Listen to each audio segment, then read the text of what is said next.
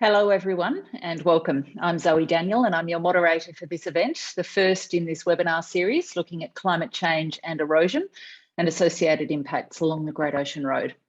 I'm a former ABC journalist and foreign correspondent with a personal interest in this subject, having owned a house with my husband at Separation Creek near Wye River for about 10 years. For millennia, this area has been a rich spiritual, cultural and material resource and home for its Indigenous owners, the people of the Shortterm and Eastern Maar clans. We acknowledge the traditional owners of this country, pay our respects to their elders past, present and emerging, and warmly welcome them and any other First Nations people who are attending this webinar. This series of webinars organised by the Great Ocean Road Communities Network will look at the current and emerging impacts of climate change, particularly on coastal erosion, how we're responding to these pressures now and how to plan for the future. Today, we open the series with accounts of real live encounters with the changing face of our coast as experienced at 3 sites along the Great Ocean Road. Anglesea, Wye River and Pollo Bay have been chosen because each place, while unique, also provides us with stories that embrace larger issues and concerns about how the pressures and impacts of coastal erosion already evident have been handled so far and what our communities now expect or puzzle over. Each place has contrasting yet comparable tales about the experiences of community and public agency responses and different capacities for handling future events.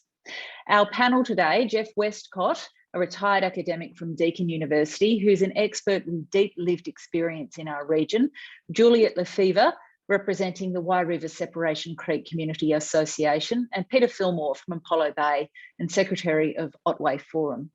Please note that this webinar is being recorded. Geoff, Juliette and Pete will provide some more details about themselves when they start, and they'll each talk for around 15 minutes. We'll hold any questions and discussion until we've heard from them all, and then we will turn to your questions. If you do have a question, please go to the Q&A function at the bottom of your screen and type it in. And so now, Geoff, we'll begin with your presentation. Thank you very much. Okay, thank you very much. And thank you for the invitation to speak. First, I'd like to also pay my respects to the traditional owners of the land we're meeting on and the traditional owners of land and sea country. My attachment to Anglesea goes back at least 50 years. So my parents bought a holiday house on the hill at Anglesea back in 1972. And the family's been coming down ever since that time.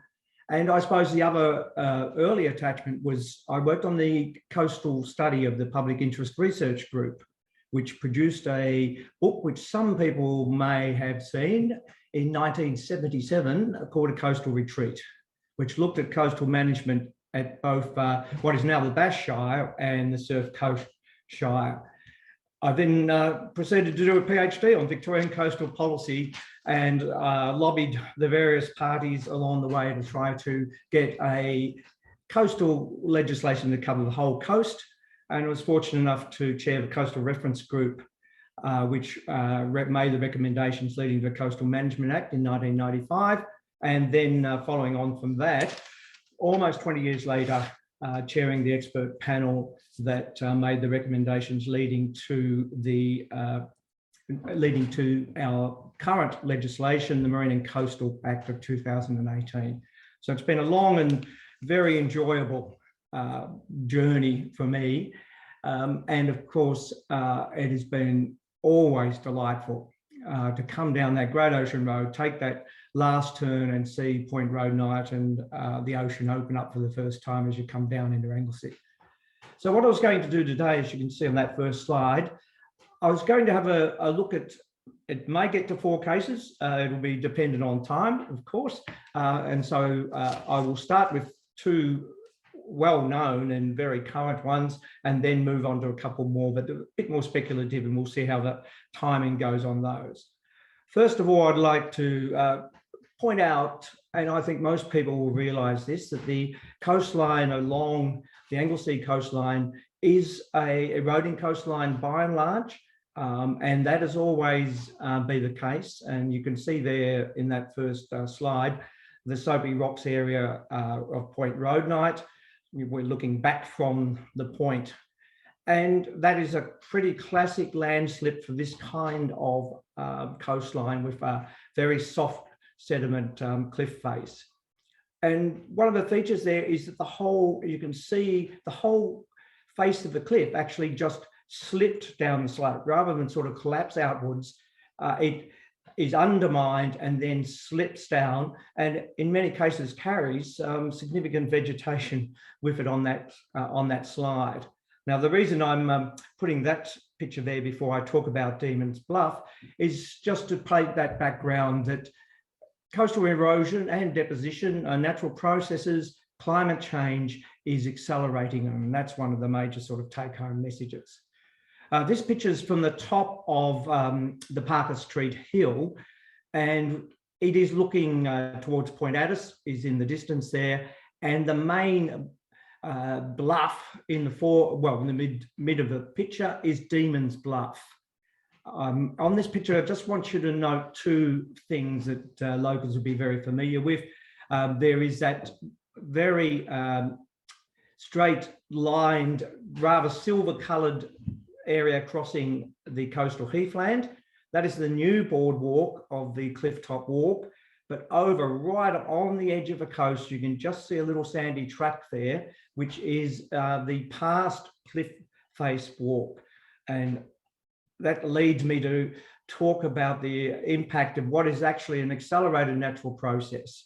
So with a small rising sea level, with accelerated storm surges, with high tides, Demon Bluff, that big bluff in that picture, is being eaten away slowly at the bottom, and has now resulted, as most of you will be aware, in having to retreat the coastal path.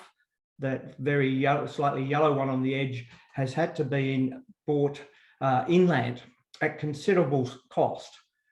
You can see there's where the track's closed, and anybody who's walked this area knows that you now walk well back from the cliff in the interests of public safety. And here's the new walk across that coastal heathland. And just to give you a perspective, the first photo of Demon's Bluff was taken from the hill in the background, that straight up road. So there's been a retreat in classic style and classic coastal management style as the cliff walk has got dangerous on the top.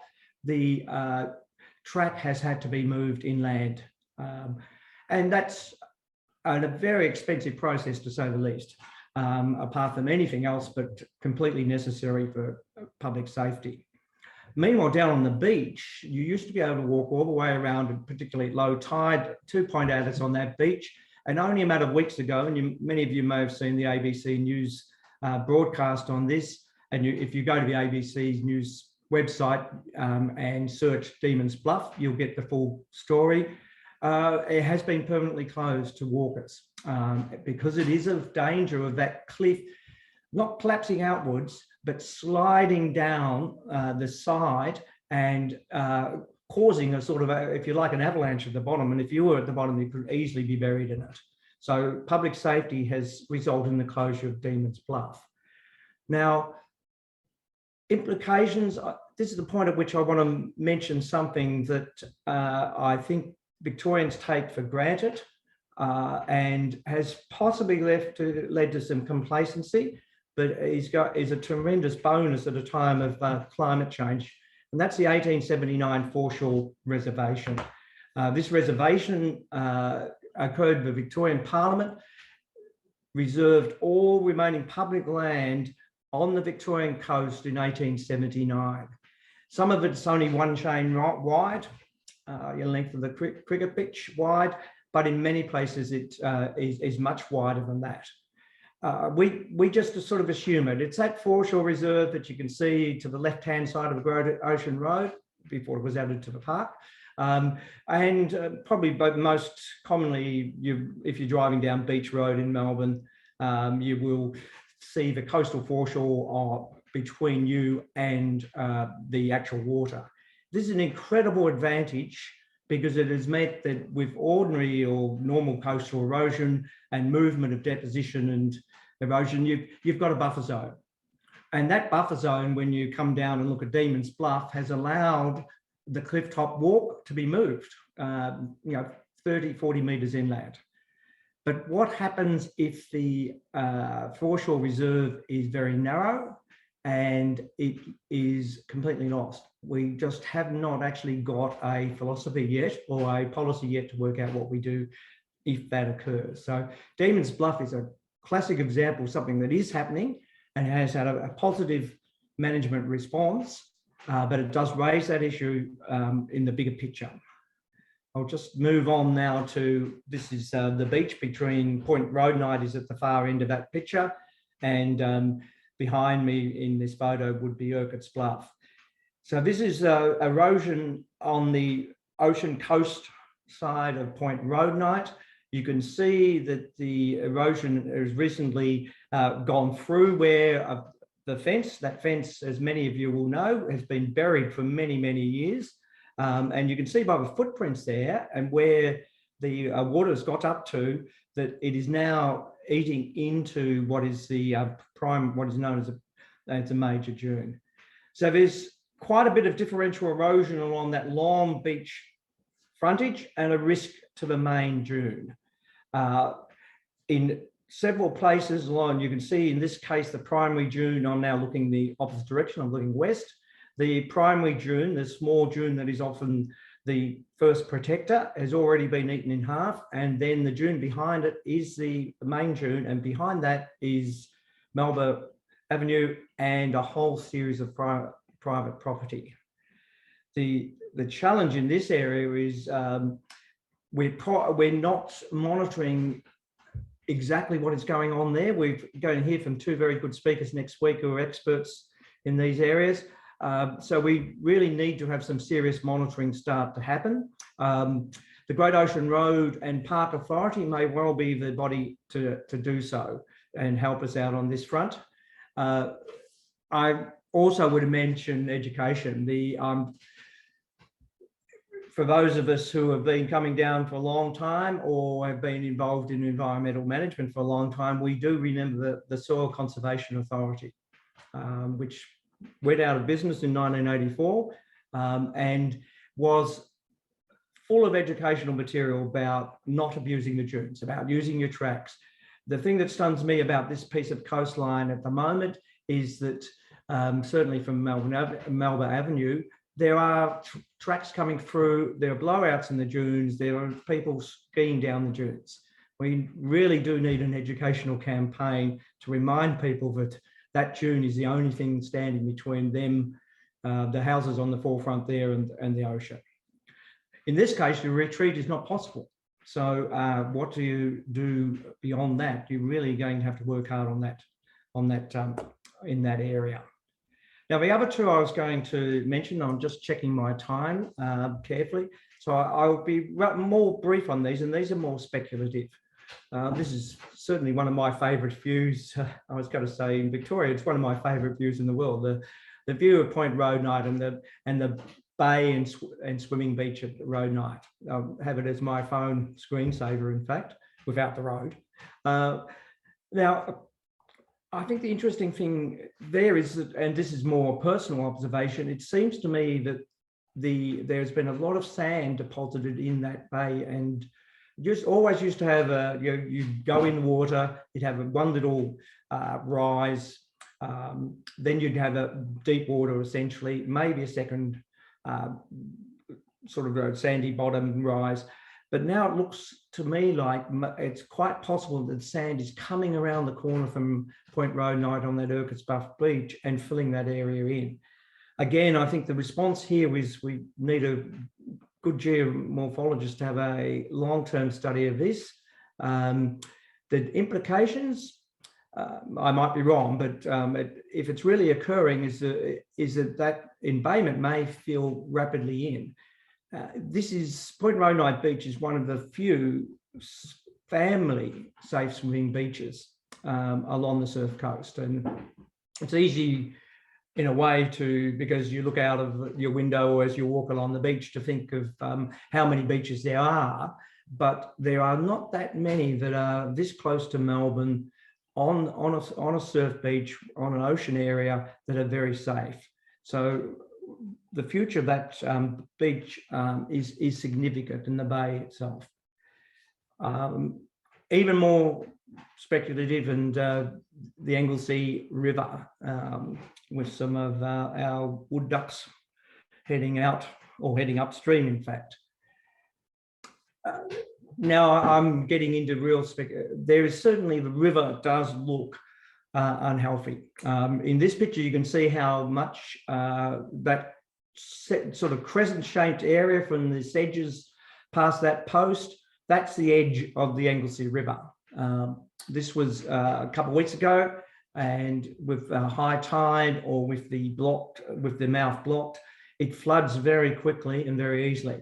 The colour of that water is also a little bit disturbing, but this is certainly disturbing. The actual river looks, to the naked eye, looks like it's not looking very healthy. The colour is curious.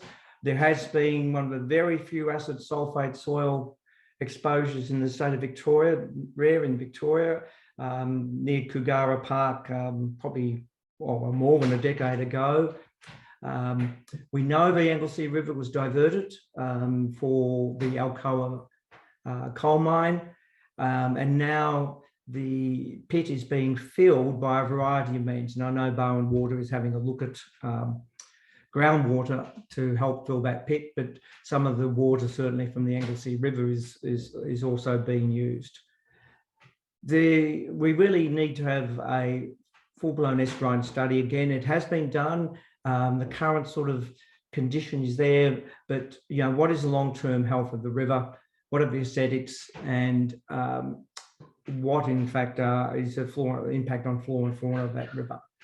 So Zoe, I'll leave it there. I hope that was a good snapshot of some of the interesting issues facing Anglesea.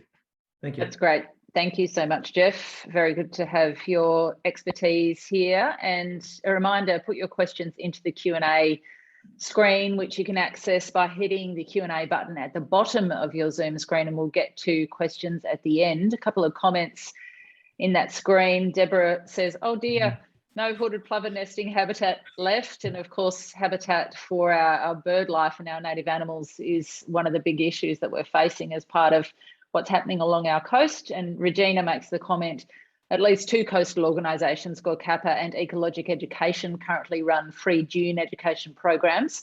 There's also federal funding for a dune area program. I guess a question of whether those programs are getting through to the community. Let's move on to Juliette, who will speak for 15 minutes. Juliette, over to you.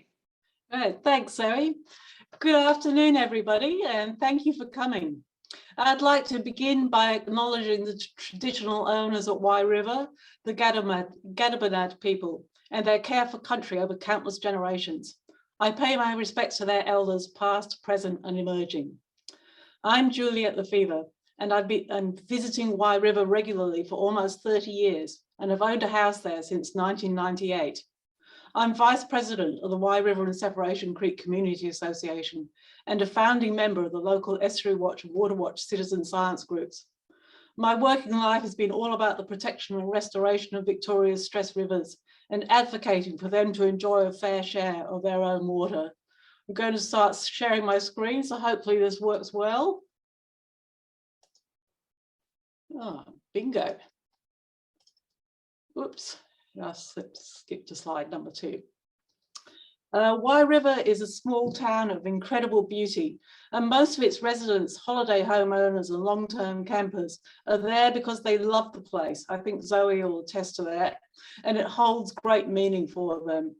The Surf Life Saving Club is at the heart of our community, not only because of its activities on the beach and in the surf, but because the clubhouse is used for all kinds of activities, weddings, parties, anything. It's also a bushfire refuge and a meeting place for volunteers in case of emergency. In 2015, it served as the nerve centre for the firefighting operations during the bushfire emergency, and was the scene of many community meetings in the recovery period. The building made us feel safe. We never imagined that a few years later it would be under threat from erosion. Wye has many community groups, of which our Estuary Watch group is one. We got started in 2014, and every fortnight we take the same photos from the Wye River Bridge at 10 a.m. on Sundays to give a long-term record of what's happening to the estuary. This is how the beach looked in 2015. Here we're looking to the east and the foreshore campground, and here to the south and towards Point Sturt. It's a pretty typical scene with the lagoon and the river meandering towards the southern end of the beach, how most of us remember it over generations, the summer holidays. The river ambled about a bit from year to year, at one time threatening the picnic benches and their retaining wall, but it never seemed likely to cause serious damage. All that has changed over the last few years.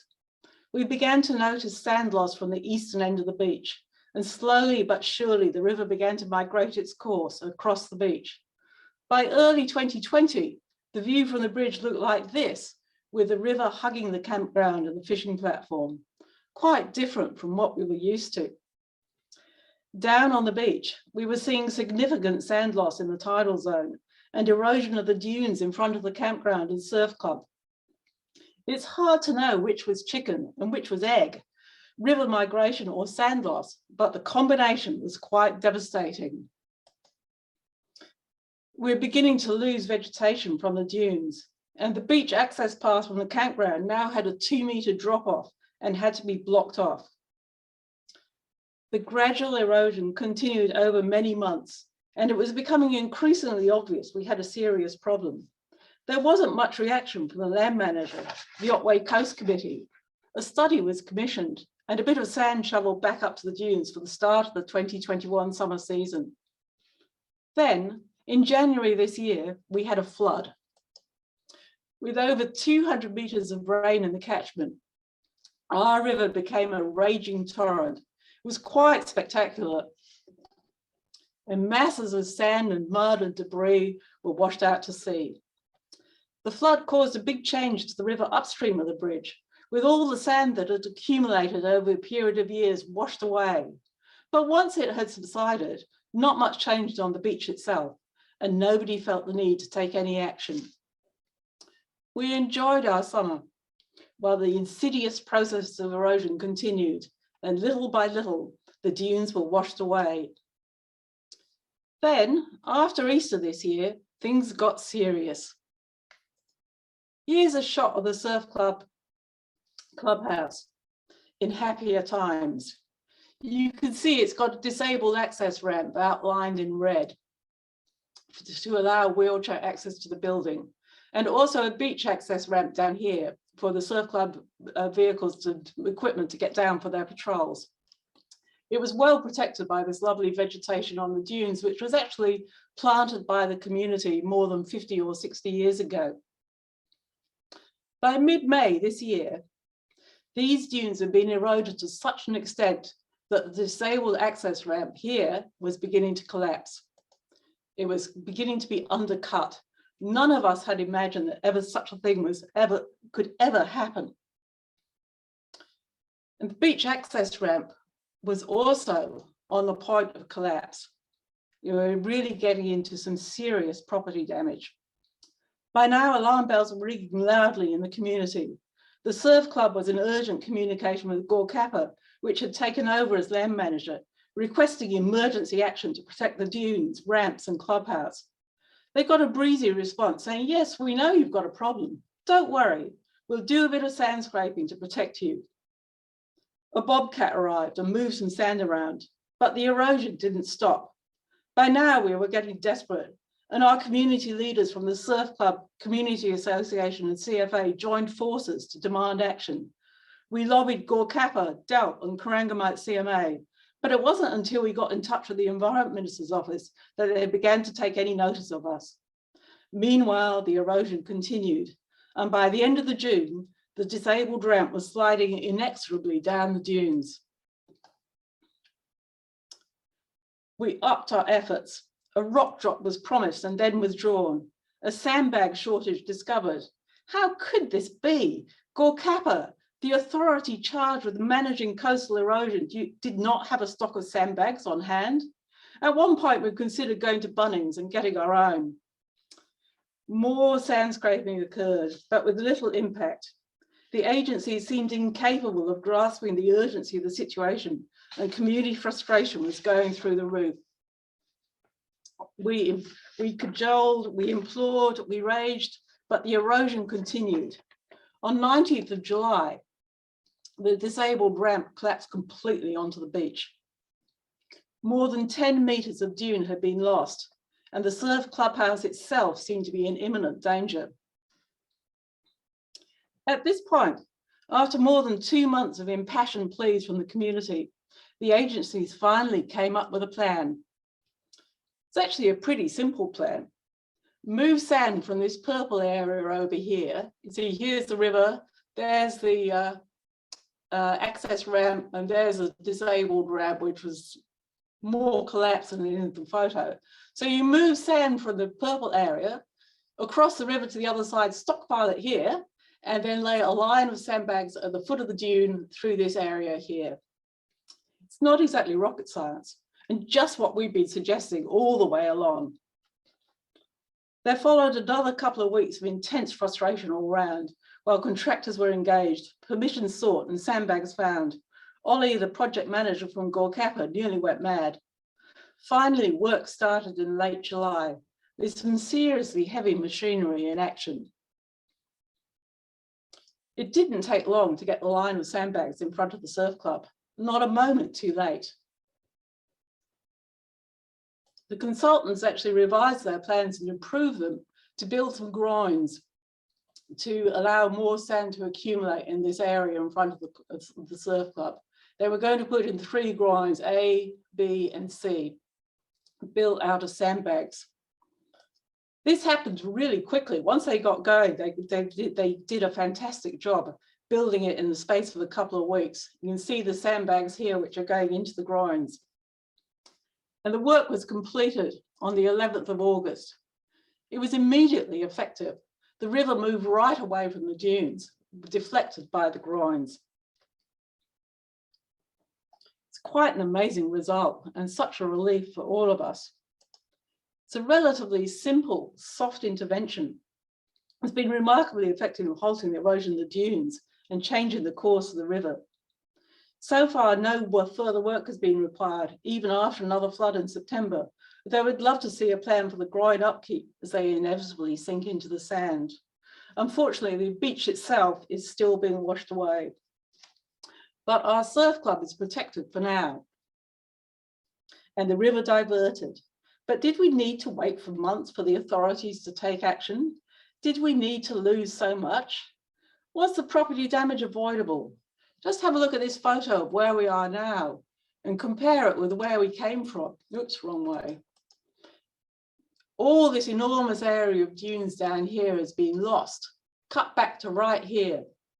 And there's been $150,000 worth of damage to this ramp. And this one has been lost altogether. There's no certainty that the surf club will get an insurance payout to cover the cost of removing the ramp. And there's no promise of financial assistance from the agencies either. The club is having to sort out alternative beach access for this coming summer season, and a big upgrade for the clubhouse to get new disabled access. Could all this have been avoided if the sandbags and groins have gone in 3 months earlier?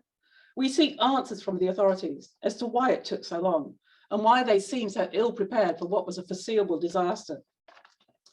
But this is only the beginning of our problems. Wye River has already experienced the early impacts of climate change, with the bushfires on Christmas Day 2015 that destroyed 116 homes, closely followed by floods and landslides in 2016 that closed the ocean road for days. Now, not only has our main beach been seriously eroded, the beach at Separation Creek has lost so much sand, it's now inaccessible at high tide. We feel like the proverbial canary in the coal mine. The experts seem to feel that what has happened at our beach is within the bounds of normal coastal erosion, or the product of a small change in wind direction or wave height. The impacts of sea level rise are yet to be experienced. I'd always imagined the sea gradually lapping into the campground, centimetre by centimetre, and the surf club slowly becoming an island as levels rise. But that's not how it's going to happen. It will be far more dramatic than that. What we've just seen is a gradual process of erosion over years, suddenly reaching a tipping point with meters of dune and well-established vegetation lost in a few weeks. It's going to happen again, and the sandbags will be no match for the next onslaught. As climate change tightens its grip, there'll be more big events, storms, tides, floods, bushfires, and our forward planning needs to be robust but flexible enough to cope. We have a difficult road ahead deciding what to do. We're currently waiting for a consultant's report on longer term options to defend our dunes and our surf club, originally promised in August, but now more likely in November. Further work will have to wait until after the coming summer season, more than a year after we first started raising the alarm with the authorities. We're looking to Gorkapa, Delp and Colac Otway Shire for leadership to help us through the process and for funds for the necessary works and repairs to our damaged infrastructure, but also to listen to us, the community, and make use of our knowledge built over generations. Ultimately, hard decisions will have to be made about the fate of the foreshore campground and the surf clubhouse. The question is, how, when, by whom, and who pays? We need to be clear about who is responsible for the division between public and private and the role of insurance in paying for climate-induced disasters. The other question is, when are our governments going to stand up and get serious about reducing carbon emissions as from now? Sea level rise due to climate change is a certainty, but the amount is not. If we can grasp the remaining slim chance of limiting global temperature rise to 1.5 degrees in line with the Paris agreements, we may be able to get away with an almost manageable ½ metre by the end of this century. If not, then we're heading for disaster and a rise of up to 7 or 8 metres. If that happens, we'll be saying goodbye to a lot more than our surf club. Thanks. Thank you, Juliette, for that quite pithy description of the events at Wye River in 2021. And just a disclaimer to say that I have been one of those directly involved in those somewhat fraught negotiations with the various authorities on behalf of the Wye River Surf Lifesaving Club, and those discussions remain ongoing. Your questions can go into the Q&A panel, and we do have quite a few questions coming in, which is great to see. Before we go to questions though, let's hear from Pete, and after that I'll put your questions to the panel. Pete, go ahead please. You've stolen at least one of my lines there, Mary, but we'll get to that. Hi everybody, it's great that you have taken an interest in this very special area. My name is Pete Fillmore and I moved to Pollo Bay in 1977, aged 21. I've spent the last 50 years surfing and fishing along this beautiful southern Otway coastline. I also established a native plant nursery during this time, and I also have a deep interest in the Indigenous and early European history of this area. Surfers all around the world are the canaries in the coal mine for climate change impacts along our coastlines. Perhaps an unfortunate metaphor that you got in just before me. I first became, you can, whoever's doing the tech stuff behind the scenes there can slip in the photos as I go along. Yeah, I've got about 6 little points and 6 photos to sort of go with it. I first became interested in climate change when the first Intergovernmental Panel on Climate Change report was released in 1990. Since then, I have witnessed an increase in storm surges and erosion all along this coast. About 10 years ago, the CSIRO climate scientists released a report explaining the changes we were seeing all along this coastline.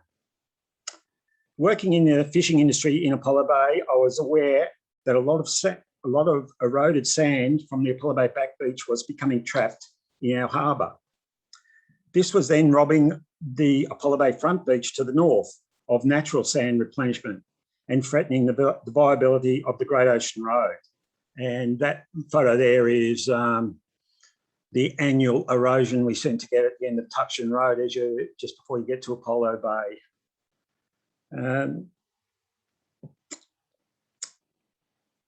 So the sand that was getting trapped in the harbour was also robbing the front beach. So and then thus threatening the viability of the Great Ocean Road.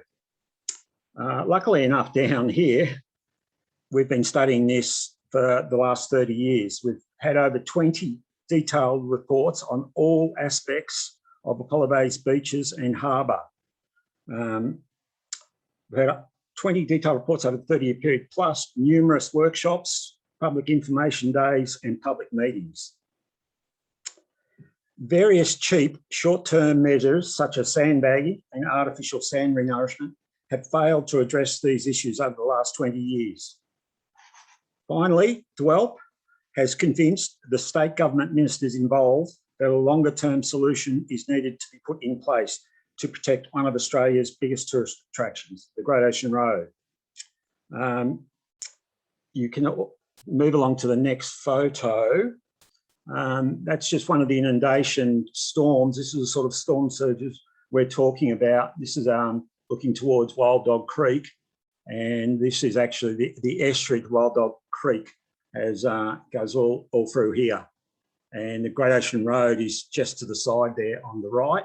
Can't quite see it. And funnily enough, there's plans to build a walking track through this bit, which I'll get to that later.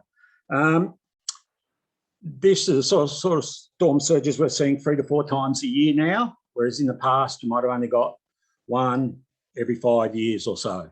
It's always varied. We know the climate's very variable, but with the acceleration of climate change, it's just becoming more and more common, as was predicted by the CSIRO.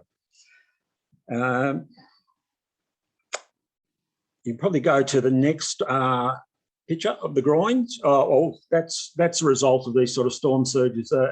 The ocean is coming right across the Great Ocean Road and dumping sand on the road. This year it's happened 3 times, and on one particular storm, it came across the road at a place that I've never ever seen it come across the road before. So it's definitely accelerating, and it can't be ignored. You can go to the Groin shot next. Oh, well, that's the, oh, sorry, cut back to the one before. This is what we have sort of been doing over the last 5 to 6 years, moving sand from one end of the beach to the other and just hoping it's going to stay there. But this has been done on 5 separate occasions, costing about $500,000 each time. These trucks operate for about a month, shifting sand from one end of the beach to the other, and within 12 months, it's all washed away again. So that's obviously not working. So we'll flick to the Groin one now. Finally, DWELP has convinced the state government ministers involved that a longer-term solution is needed to be put in place to protect one of Australia's biggest tourist attractions. 3 70-metre rock groins and associated revetment walls are being built at the Pollo Bay front beach. This was first suggested in a 1996 study. You can see the harbour in the distance there. 4 more rock groins are in the planning stage for the back beach at Pollo Bay. The Great Ocean Road here at the back beach is built on top of the primary dune and is also fast eroding away. The town of Apollo Bay is the closest town on the Great Ocean Road to the Australian continental shelf. Thus, the swells here are very big and powerful and constant. These storm surges also come with very high rainfall events, especially down here in the Southern Otways, which is very problematic with our very slip-prone clay soils. And I'm sure you've all come along the Great Ocean Road after a big storm and seen the rock falls and the landslips. Over the last couple of years, they've built 30 sort of retaining walls below the Great Ocean Road, just between Apollo Bay and Lorne, to prop up the Great Ocean Road. This is caused by the storm surges and climate events, but also, I believe, by the very heavy traffic that's now common on the was common on the Great Ocean Road with the big tour buses, up to 30 big tour buses and the same amount of smaller tour buses day in, day out, just running along a road that's built on very clay soils that expand and contract quickly. The road was never built for that sort of traffic, so that's another issue. The most recent reports commissioned by DWELP have also recommended that planning commences for rerouting sections of the Great Ocean Road where it is most vulnerable, such as our estuaries and sand dunes. This is yet to be agreed upon and funding accessed and planning begun.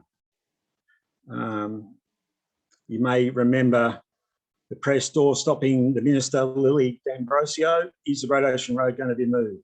No, she said. Well, the question should have been, have you read your own report where this is suggested or recommended?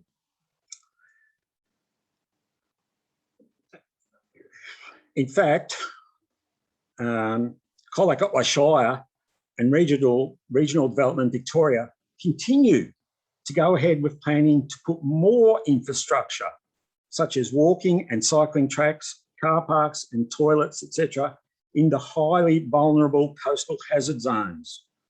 Example, the Wild Dog Creek to Skeens Creek coastal track.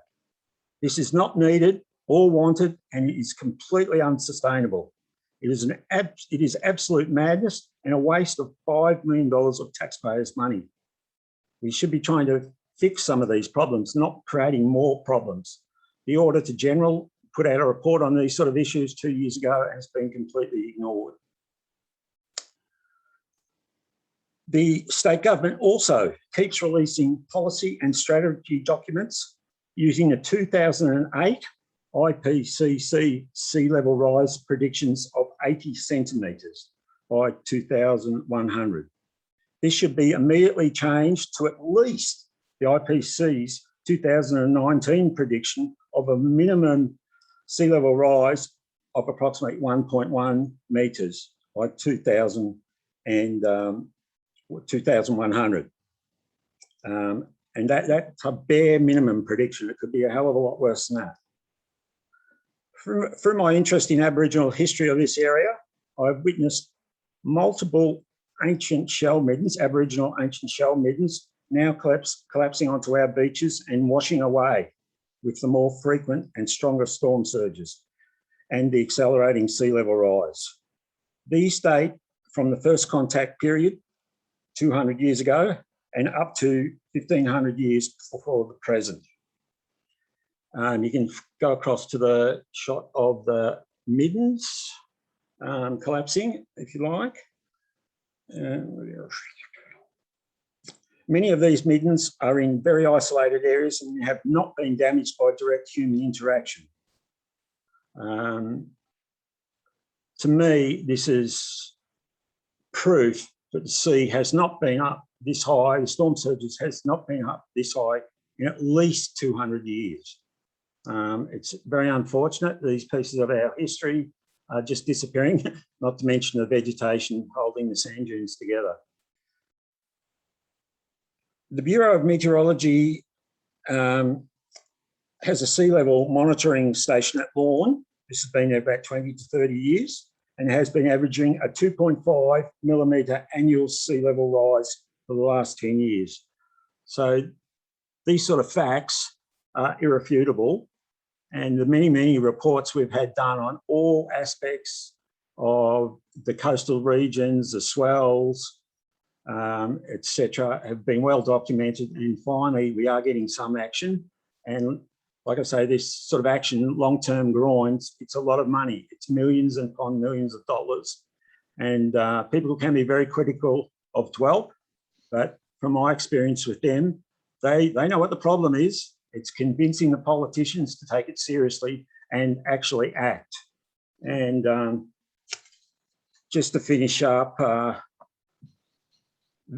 in my opinion, the first solution to this accelerating climate emergency is for everyone to listen to what the climate scientists are telling us and stop burning fossil fuels as soon as possible. To achieve this, Australians must stop re-electing the conservative fossil fools in Canberra. Thank you for your time. Thank you, Pete, for that presentation. If I could ask Pete, Juliette, and also Jeff to turn your cameras on and your microphones on, leave yourselves unmuted, and I'll pose some questions from the group. I think one recurring theme from some of our questioners, which might be a good place to start, is around what our expectations are of our government and the authorities. Bruce says there's an assumption that someone will do something, say at Wye River. Is this a requirement of any level of government other than as a moral requirement? And then Anthony follows up with a question around who pays, coming off the back of Juliette's presentation, saying, well, who pays for direct climate adaptation or resilience preparation for coastal private public assets, beaches, etc.? It's a difficult question. If I could come to each of you just to try to navigate through some of those tricky issues. Juliette, given that it's sort of born from some of your comments, let's start with you. Yeah, it is. It's a really tricky question. I mean, you could build a concrete wall around the surf club and keep it there forever. I mean, that would be one option, but I mean, that's obviously not what we're headed for. I mean, what I think we as a community might like to see is our surf club protection in the short term, while we sort out new and better options for what might be a longer term solution. You know, it seems to me the beach wants to, as Pete's slides show, the beach wants to move across the road and probably end up where our general store is right now. So, you know, do we want to look at what things might be like in 20 years and then plan for that? And to also go to the comments about the Ocean Road, they're planning a new bridge at Wye River. And the consideration is it should have one pillar or two, not should it be in such a position where it won't be underwater in 20 years' time. So we've got a long way to go in sorting those planning issues out. Pete, let's come back to you on government responsibility. To me, there's an interesting evolution going on here. You mentioned 20 separate reports that have been done on the situation at Pollo Bay over the years. Now Wye River's grappling with this, and it's not only in the Great Ocean Road, obviously Inverloch's got all sorts of issues, so it's happening up and down. Are you getting a sense that there's a development of a system as a result of these experiences? Are our various government authorities learning from what works, what doesn't work, and then changing what they're implementing and the way that they interact with community? Yeah, I think they're getting better at it for sure, and this is happening all around the world. And ultimately, like I said in that my last statement there, the big picture is, you know, we're entering a whole new era. You know, what's come before is irrelevant, really. I know I've dealt with the departments, I've dealt with the politicians over the last 20 or 30 years. They all know me, and I've got respect for the department officers. They're limited by budgets, and ultimately it's the politicians who make the big decisions of, all right, we've got to stop burning fossil fuels. All right, we've got to put money aside to adapt in the short term. And but it's a very big picture, and as we know, it's very hard for them to make a decision. What do you think our expectations of them are? I mean, you know, you could sort of argue, well, you can't hold back the tide. No matter what we do, the ocean is going to do what it's doing. So, you know, from the perspective of the community at Pollo Bay, what do you think, you know, at its core, what do you think the community wants the authorities to do? Well, we're sick of these short-term solutions. They've been going on for 20 years, and Groins was suggested in 1996. I mean, like, how long do we have to wait? And it's accelerating, and all we expect is the politicians to believe the scientists, the climate scientists, not the journalists in the Herald Sun. You know, like, we just want to, the science has been there for 30 years.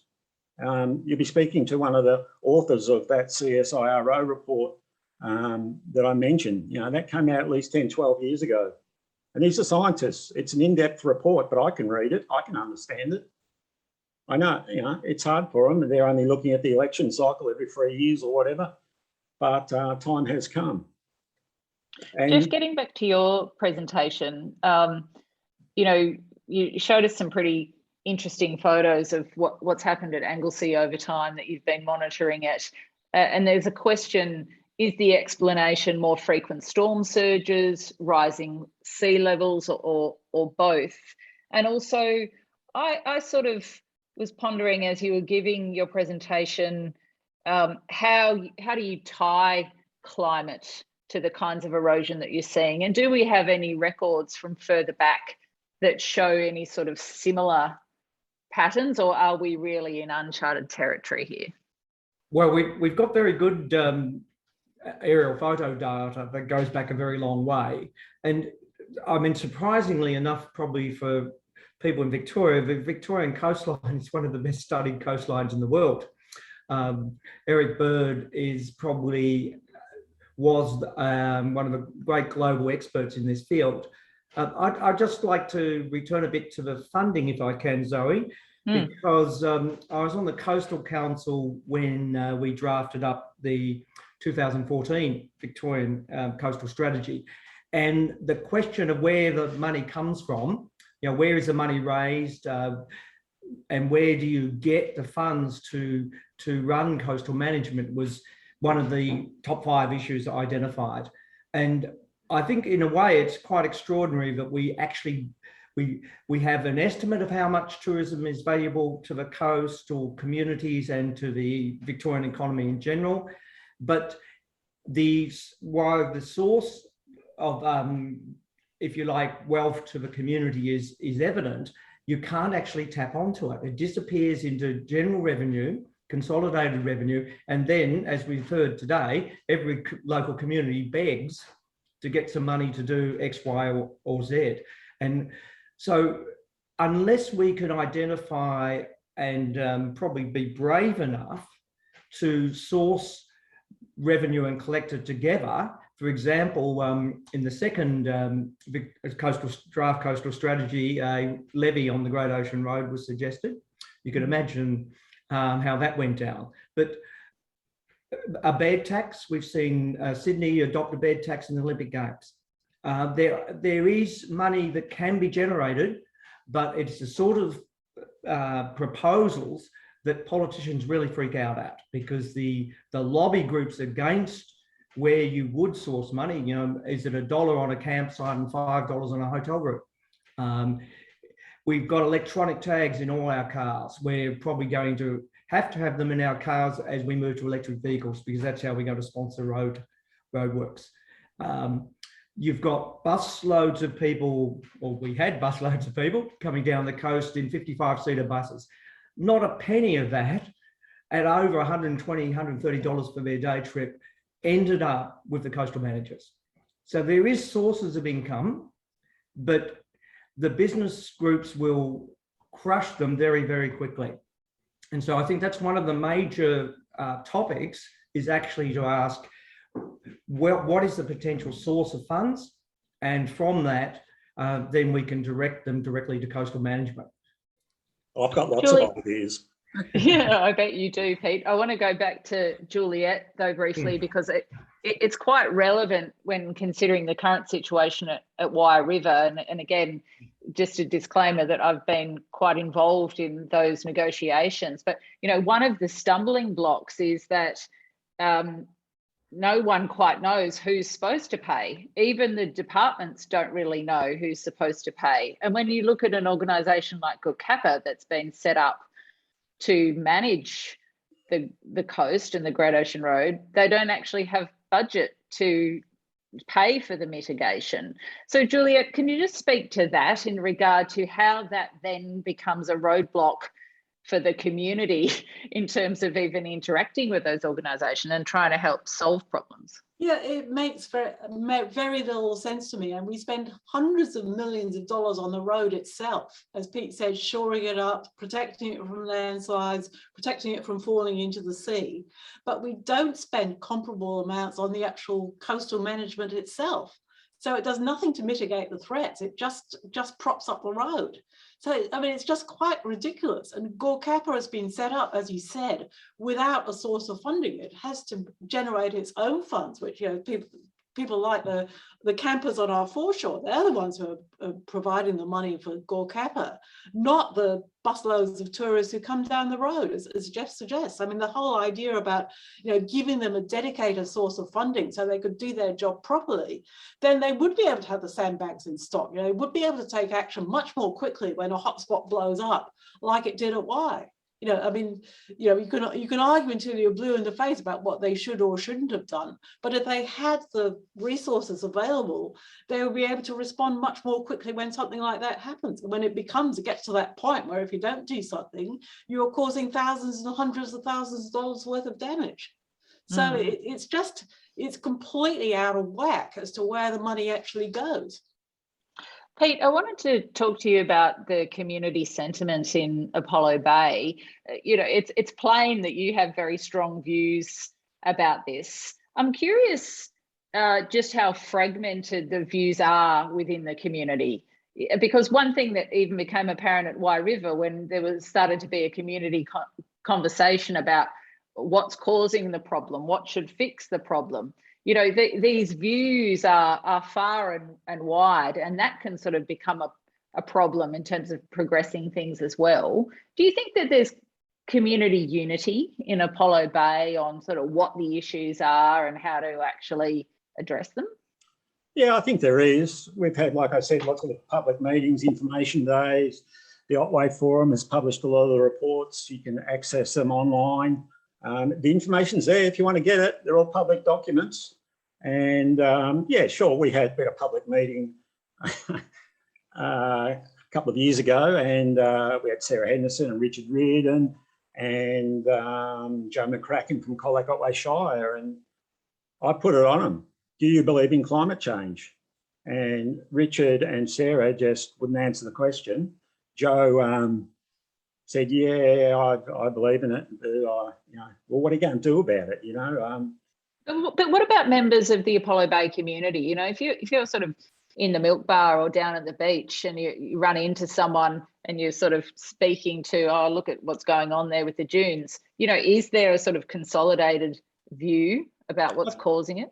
I think there is, but people are pretty apathetic. They'd sooner know the football score or the cricket score, But the information's there. There's no excuse, and there's no excuse for the politicians not to know what's going on. I can access these reports. I can read them. I can understand them.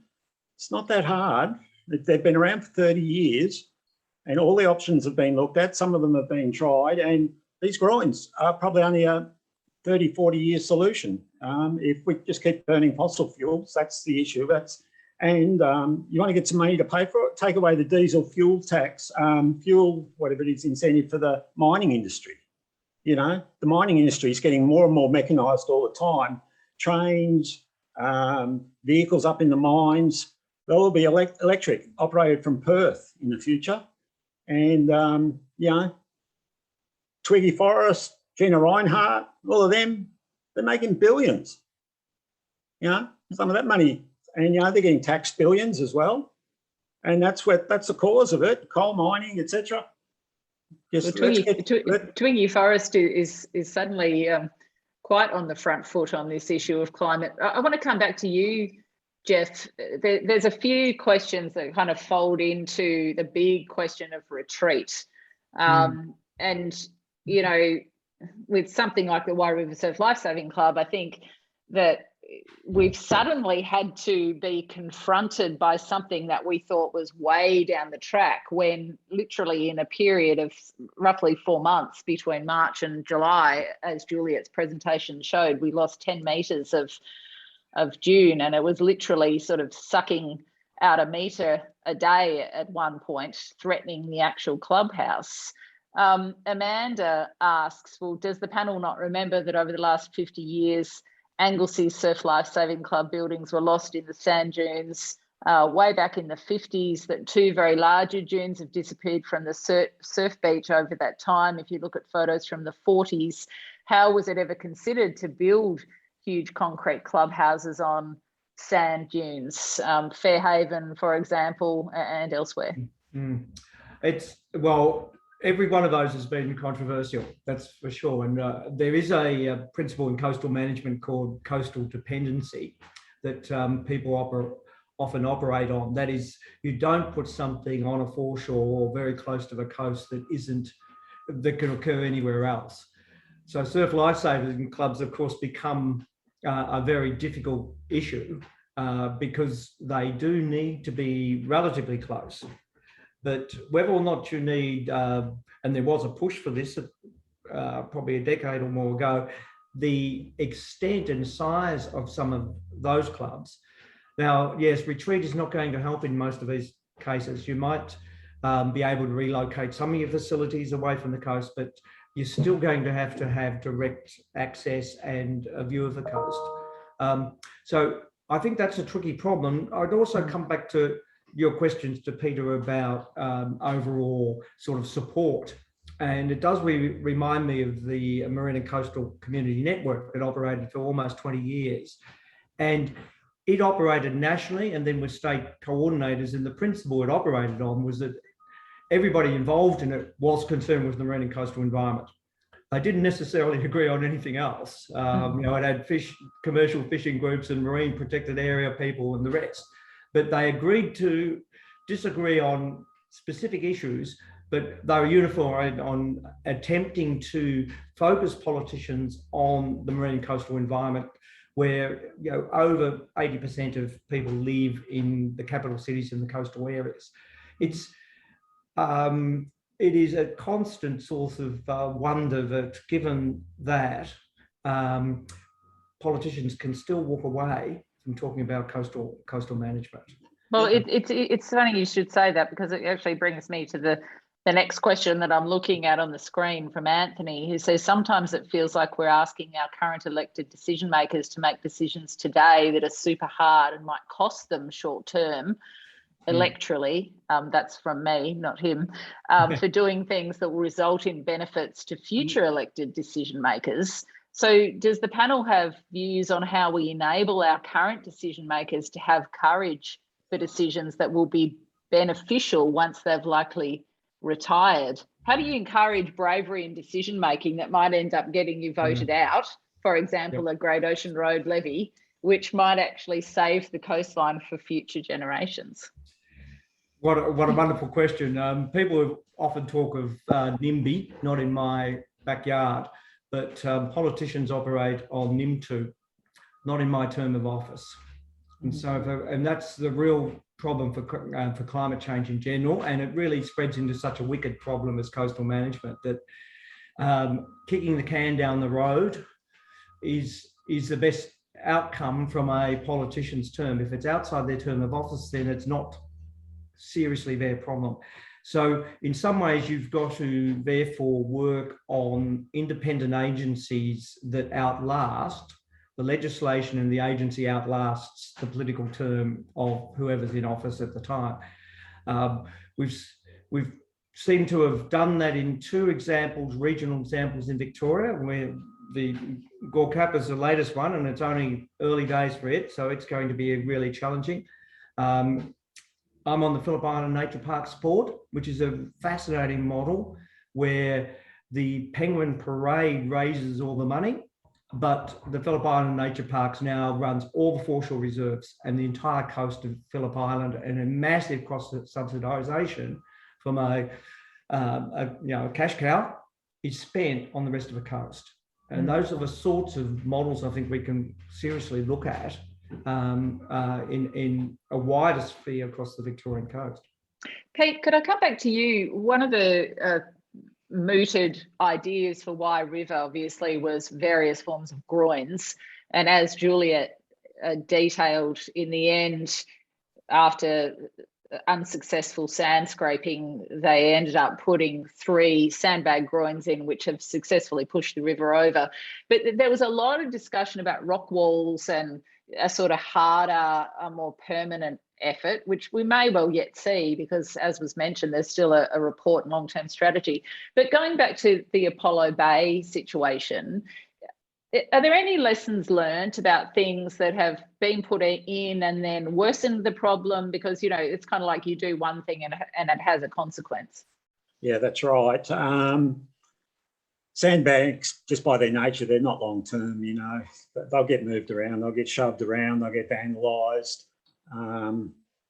Groins, I'm suggesting we won't know if these groins are going to work probably till about another 4 or 5 years down the track. And if they are working, we expect to have a beach 10 foot higher and 20 foot wider at high tide. If we haven't got that, they're not working. And you may extend them another 50, 100 metres and they may work better, but it's a race. It's a race between, you know, the sea level rise and the storm surges and all the rest of it, you know, and we have to vote for politicians that take that seriously. It's not that hard. I'm not university trained, but I fully understand it, and I've understood it since 1990, you know. 1960, when I was born, there was about 1 billion people on the planet. There's now 8 billion, heading towards 10 billion. You know, the carbon footprint of a person in 1950 was 1 tonne a year. It's now 10 tonnes a year for every person in the world. It's not that hard. It's accelerating. It's happening. We have to take it seriously. And if certain politicians don't want to take it seriously, don't vote for them. Can I ask you, Pete, and this is a question from the room as well, about moving some sections of the road? This is something that you mentioned, and certainly it's something that's been posed. Do you think there's an appetite or an acceptance by anyone who lives along the Great Ocean Road of moving sections of the road? Yeah, we're not talking long sections, and we're not talking about moving it too far, but it's either that or there won't be a road, or it'll be like Holland. Holland is a classic example. It's dikes all around, and 20 years ago, they decided to raise them another 5 metres. You know, they're taking it seriously, but we don't want dikes. We don't want walls everywhere. We want some beaches. And if you go up in a helicopter and go along the Great Ocean Road, you'll already see that 2/3 of the coast is just rock. The beach, actual sandy beaches are very precious, and we don't want to lose them. I want to come back to you on that, Geoff. Just because of this sort of perspective that comes up now and again, where people say, "Oh, that's always happened. That's a cyclical thing." You know, we've seen that happen over time. And you know, I could say, well, when we first bought our house at Separation Creek 10, 12 years ago, the beach was mostly rocks. Then over that time, it's been almost entirely sand, and there's been almost no rock pools on the main part of the beach at all. Now we're seeing this change with very high tides and such. You know, how do you rebut that argument from those who say, "Oh, it's just all part of the cycle"? Well, I suppose Peter's pointed out that the data shows that the sea level is rising, and it is a combination of those factors when they're synergistic. And I think that's what we need to emphasise to people who say they've said it all before, you know, that the tide just comes in, that beach is eroded and it's come back. That may be true, but the difference now is that the level at which the waves are breaking in the extreme tide in a storm surge is higher than it was before, and will be increasingly higher. And so, sure, there are cyclic changes, and beaches have come and gone in the past, but we are adding an extra layer of stress to the system, and some of those cycles may continue, but you get a breakthrough on a major dune like the one running along the Point Road Night shoreline there. You're not going to be able to do anything about that, but you'll certainly get a lot of pressure very quickly. So there are cyclic events, there are occurring, but it's when you combine them together with something such as sea level rise that you're going to see the major impacts. Yeah.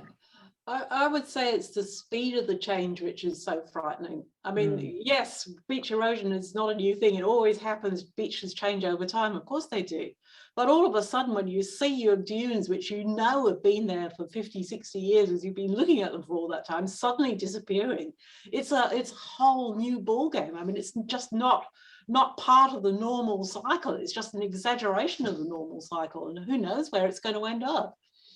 I think it's a great point. I mean, as someone who's covered cyclones, hurricanes, typhoons, bushfires, and floods across 4 continents, it's, in my mind, it's the severity of the events and the fact that the time between them is narrowing. So we're seeing them much more commonly.